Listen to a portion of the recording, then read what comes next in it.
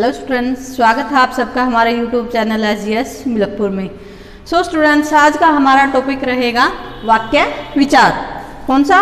वाक्य विचार, जो कि 6th, 7th, 8th, 9th और 10th क्लास में क्या है? कॉमन है। क्या है? कॉमन है। वाक्य विचार का जो टॉपिक है बच्चों, वैसे भी जो हम परीक्षाएं देते हैं कोई भी गवर्नमेंट जॉब की, तो उसमें भी क्या होता है, वाक्य के बारे में पूछा जाता है। जैसे संयुक्त वाक्य क्या होते हैं, सरल वाक्य कौन से होते हैं, मिश्र वाक्य कौन से होते हैं, या एक वाक्य आपको दे दिया जाएगा, उसमें से पूछा जाएगा कि बताओ ये कौन सा वाक्य है। तो उसमें भी ये जो हमारा टॉपिक है ये उसमें भी काम आएगा। तो आप इसको अच्छे से देखना।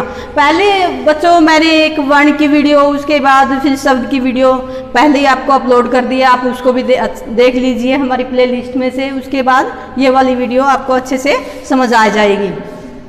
तो देखते हैं बच्चों कि वाक्य क्या होता है। क्या होता है बच्चों, एक बार परिभाषा देखते हैं कि इसकी क्या होती है वाक्य की। सार्थक शब्दों का ऐसा समूह जो व्यवस्थित हो और कोई अर्थ देता हो, क्या कहलाता है? वाक्य। क्या कहलाता है? वाक्य। कि सार्थक शब्दों का मीन्स जिसका कोई अर्थ निकले उसे क्या कहेंगे? सार्थक। कि सार्थक शब्दों का ऐसा समूह जो व्यवस्थित हो या क्रम से लिखा गया हो उसको, और क्या हो, कोई अर्थ देता हो, उसे क्या कहेंगे? वाक्य। क्या कहेंगे? वाक्य। फिर आता है बच्चों कि वाक्य में वाक्य के तत्व क्या होते हैं। तत्व क्या होते हैं वाक्य के? कौन से होते हैं? 6 इसके तत्व होते हैं वाक्य के। कौन से तत्व इसमें यूज होते हैं वाक्य में, वही बता रहा है यहाँ पे कि वाक्य के तत्व क्या होते हैं? 6। कौन से? पहला कौन सा है? सार्थकता। क्या है? सार्थकता। तो बच्चों क्या है, जब हम कोई भी वाक्य लिखते हैं तो उसके अंदर जो शब्द होते हैं उनके कोई ना कोई अर्थ निकलने चाहिए। क्या है? उन शब्दों के अर्थ निकलने चाहिए। यही क्या है, वाक्य की पहली शर्त होती है कि सार्थक होना चाहिए। जो भी वाक्य लिखा जाए वो सार्थक हो, कोई ना कोई अर्थ उसका निकलता हो या कोई ना कोई अर्थ वो देता हो। जैसे राम विद्यालय जाता है, ये हमारा क्या है? सार्थक शब्द है। राम भी अर्थ निकलता है राम का, विद्यालय का भी जाता है, क्रिया है, इसका भी क्या है? अर्थ निकल रहा है। तो पहली शर्त क्या होती है वाक्य की, कि जो वाक्य है उसमें जो शब्द यूज किए गए हैं, जो पद यूज किए गए हैं, वो क्या हो? सार्थक हो। तो सबसे पहली शर्त क्या होती है वाक्य की? सार्थकता। सार्थकता इसका पहला तत्व है। फिर आता है योग्यता। योग्यता मीन्स कि जो वाक्य में शब्द यूज किए जा रहे हैं वो उनमें प्रसंग के अनुसार अर्थ देने की योग्यता है या नहीं। क्या? जो वाक्य में शब्द यूज किए जा रहे हैं उनमें वाक्य के अनुसार, प्रसंग के अनुसार अर्थ देने की योग्यता है या नहीं। जैसे समझते हैं हम इसको एग्जाम्पल के द्वारा। जैसे घोड़ा घास पीता है। घोड़ा घास पीता है। तो आप इसको एक बार देखते ही बोल देंगे कि मैडम घास थोड़े पीता है घोड़ा, घोड़ा तो घास खाता है। तो पीता क्या है यहाँ पे? योग्यता नहीं दे रहा है। ये क्या है? योग्यता नहीं दे रहा है वाक्य। तो घास पीने की चीज थोड़े होते हैं, घास तो खाने की चीज होती है ना। तो यहाँ पे क्या आएगा पीता की जगह? घोड़ा घास खाता है। क्या आएगा? खाता है। अब क्या हो गया? ये योग्यता हो गई जी। घोड़ा घास खाता है। योग्यता मीन्स बताया था ना कि जो वाक्य में जो शब्द यूज किए जा रहे हैं, जैसे पिता है, इसमें योग्यता थी या नहीं? नहीं थी, क्योंकि घास जो है खाने की चीज होती है। तो यहाँ खाता है ये वर्ड है, ये जो शब्द है, ये जो वाक्य की कंडीशन है योग्यता, उसको पूरा करता है कि घोड़ा घास खाता है।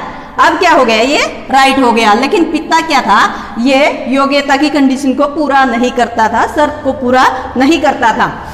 तो क्या है कि वाक्य में जो शब्द यूज हो रहे हैं वो क्या हो? योग्यता, उनमें इतनी योग्यता हो कि उसको सही तरह से वाक्य को समझा जा सके। ठीक है। अब आगे क्या आता है? आकांक्षा। आकांक्षा क्या होता है? इच्छा।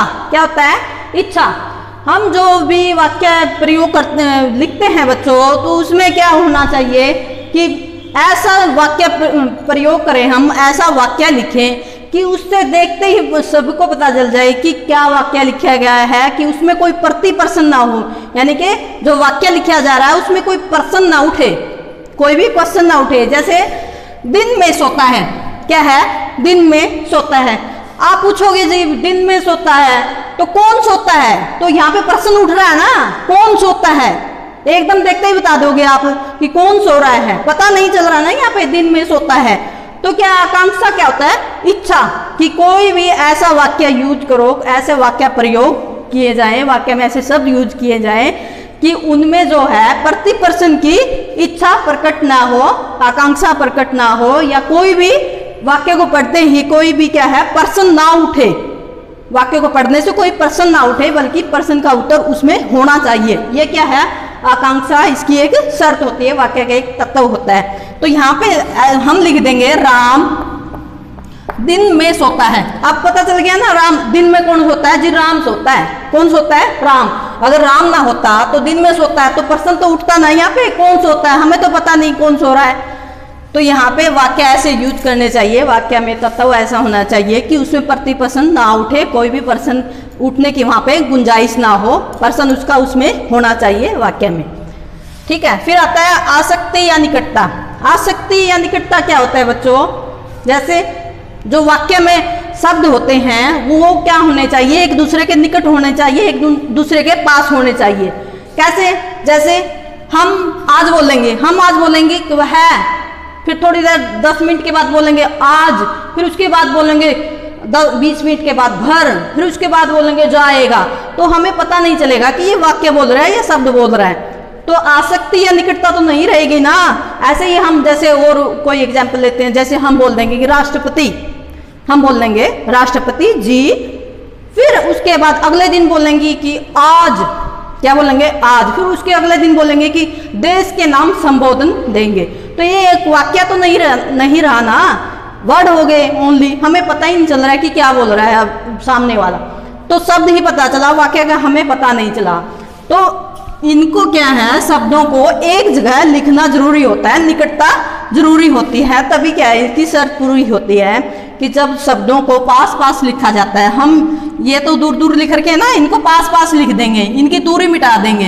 आज घर जाएगा, तो हमें पता चल गया कि वाक्य है जी ये घर जाएगा। अगर इनको आसक्ति या इनके पास निकटता नहीं होगी शब्दों की तो पता ही नहीं चलेगा कि वाक्य है। ये क्या हो गया हमारा? आसक्ति या निकटता। ये क्या है? वाक्य का एक अनिवार्य तत्व है। फिर आता है पदक्रम। पदक्रम क्या होता है? पदक्रम पदों का क्रम। क्या होता है? पदों का क्रम। कि पदों को क्या है? क्रम से लिखना चाहिए। क्या है? क्रम से लिखना चाहिए। किसमें? वाक्य में। जैसे देखते हैं हम, काम का स्कूल करती है श्रुति। क्या ये वाक्य सही है बच्चों? नहीं है। क्यों? क्योंकि इसमें पदक्रम नहीं है। क्या है? पदक्रम नहीं है। पहले हम क्या लिखेंगे? श्रुति। फिर क्या आता है? श्रुति आता है सब्जेक्ट, फिर आता है स्कूल का ऑब्जेक्ट, फिर क्या है? काम करती है, क्रिया आएगी। तो पदों का क्रम कैसे होगा? श्रुति स्कूल का काम करती है, तब सही बनेगा ना ये वाक्य। अब तो क्या है? पदों का क्रम नहीं है इसलिए वाक्य नहीं है। क्या है? पदों का क्रम नहीं है जी इसलिए वाक्य नहीं है। अगर इसको सही तरह से लिखेंगे तो क्या हो जाएगा? ये वाक्य बन जाएगा। तो पदों को क्रम में लिखने की क्या है? एक कंडीशन होती है वाक्य की कि वाक्य ऐसा होना चाहिए जिसके पदों का क्रम है, जो शब्दों का क्रम है वो सही हो। फिर अगला क्या आता है? अन्वय। अन्वय अन्वय क्या होता है? मेल। क्या होता है? मेल। तो वाक्य में जो क्रिया यूज होती है, क्रिया के अनुसार ही क्या है? कर्ता, कर्म, लिंग, ये उसके क्रिया के अनुसार होने चाहिए। मीन्स अन्वय मेल होना चाहिए। क्रिया का जो करता है उसके अनुसार यूज हो, कर्म के अनुसार यूज हो, उसका लिंग उसके क्रिया के अनुसार हो, तो वो क्या होता है? अन्वय या मेल। जैसे राम जाती है, तो राम क्या है? करता है, एक क्या है? पुरुष है, लेकिन क्रिया क्या है? जाती है। तो गलत होगी ना ये क्रिया। तो जाता यहाँ क्या आएगी? जाता है। क्या है? जाता है। तभी क्या है? ये सही हो जाएगा। तो अन्वय होना क्या है? क्रिया के अनुसार लिंग वचन कारक का क्या है? अन्वय होना चाहिए। ये हमारे क्या हो गए? वाक्य के तत्व बच्चों। फिर आता है कि वाक्य के अंग कितने होते हैं? कितने होते हैं? 2। कौन से? एक उद्देश्य और एक विधेय। उद्देश्य को क्या कहते हैं बच्चों? कर्ता। क्या कहेंगे? कर्ता। जो मेन जो कर्ता होता है वाक्य में जो कार्य करता है उसे क्या कहेंगे? उद्देश्य या कर्ता या सब्जेक्ट। और विधेय क्या होता है, उद्देश्य क्या होता है, जिसके विषय में कुछ कहा जाए वो तो क्या होगा, उद्देश्य। और विधेय क्या होगा, जो कुछ कहा जा रहा है वो क्या होगा, विधेय। तो इसको एग्जाम्पल के द्वारा समझते हैं। जैसे सविता गीत गाती है, तो इसमें उद्देश्य कौन सा है, कर्ता कौन सा है बच्चों, सविता। सविता गीत गाती है, तो गीत कौन गा रही है, सविता। जिसके विषय में कुछ कहा जाए उसे क्या कहेंगे, उद्देश्य या सब्जेक्ट। तो सविता यहाँ पे क्या है, उद्देश्य है। और जो कुछ कहा जा रहा हो वो क्या होता है, विधेय। क्या होता है, विधेय। तो गीत गाती है क्या है, हमारा विधेय। तो स्टूडेंट्स ये हमारा टॉपिक जो है अभी यहाँ पे कंप्लीट तो नहीं होता मैं कहूँगी, क्योंकि अगले वाली वीडियो में जो है रचना के आधार पर, अर्थ के आधार पर मैं वाक्यों के बारे में बताऊंगी कि रचना के आधार पर वाक्य के कितने भेद होते हैं और अर्थ के आधार पर वाक्य के कितने भेद होते हैं। तो आप वो वाली वीडियो, जो इसका एक पार्ट और बनेगा सेकंड, वो वाली वीडियो भी आप ज़रूर देखना। तो अगर आपको हमारी ये वीडियो पसंद आई हो तो बच्चों हमारे चैनल को लाइक करें, शेयर करें, सब्सक्राइब करें। थैंक यू, धन्यवाद।